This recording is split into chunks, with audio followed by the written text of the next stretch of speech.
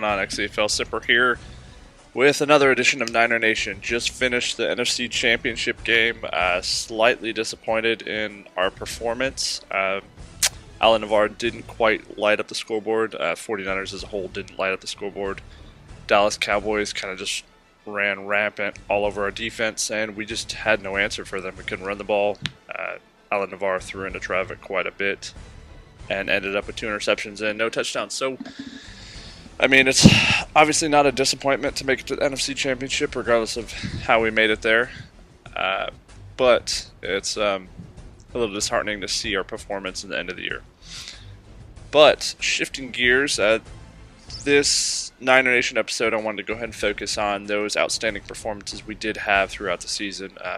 We had some real highlights.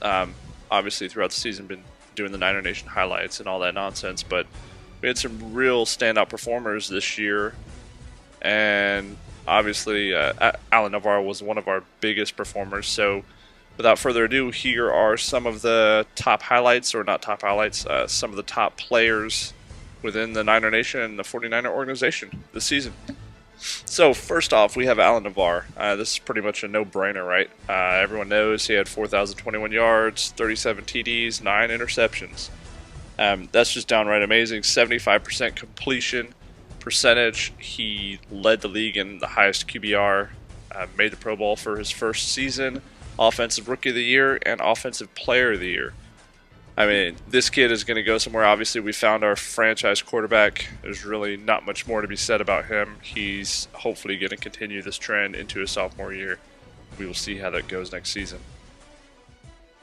Now, next up, we have Zay Jones. That was the primary target of Alan Navarre. He was kind of like a crutch, I guess. I mean, with 95 receptions, that's pretty close to being a little outrageous there. I think that's 1,685 yards. 14 touchdowns. I mean, the guy made the Pro Bowl for the first season, or for the first time during XCFL season. He was a reception leader, obviously, with that 95 receptions, and then wide receiver of the year with those yards, touchdowns. There's really no debating. This guy has gone from average under CJ Beathard to just an amazing wideout. He's basically the go-to guy for Alan Navarre in any type of crunch time situation. He's going to be there for a while as well, obviously. Next up, Xavier Howard. This is a funny situation because he's in his contract, or he's in a contract year, and 49ers haven't quite figured out if they're going to keep hold of this guy, whether they're going to franchise tag him or offer him a contract. They haven't quite offered him, or I haven't offered him a contract yet.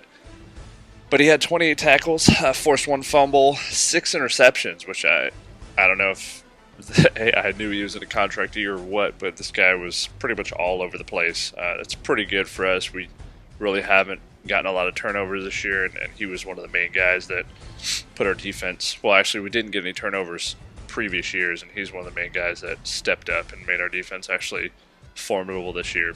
Obviously, he made the Pro Bowl for the first time as well, since we didn't really have a very good team last year.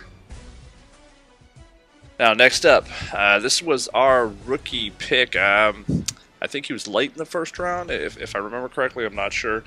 But Barry Fininzi, or it's pretty sad I can't say his name. Fininzi, whatever. 21 tackles, 13 sacks. I mean, this guy was just all over the place. Coming straight from DT, he was just destroying it from the inside, and made the Pro Bowl. Great addition to our interior line. Obviously, it didn't help with Dallas's 8,000 overall rated freaking guards, tackles, and centers, and whoever the hell else they have out there. But he is definitely a formidable guy that we will be keeping around for quite a while.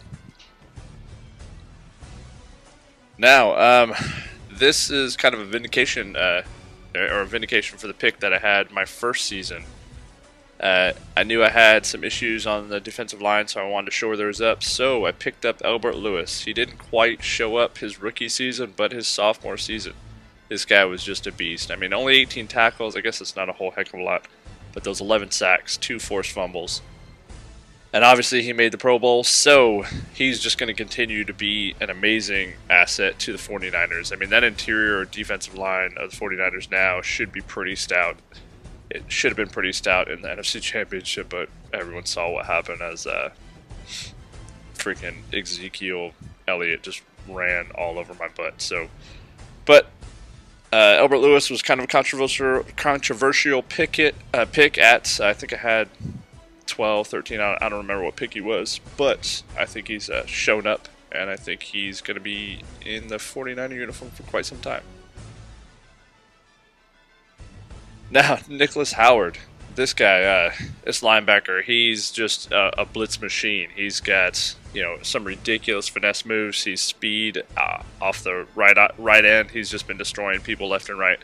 Coming in, rookie year, 5 sacks, 3 interceptions, 28 tackles.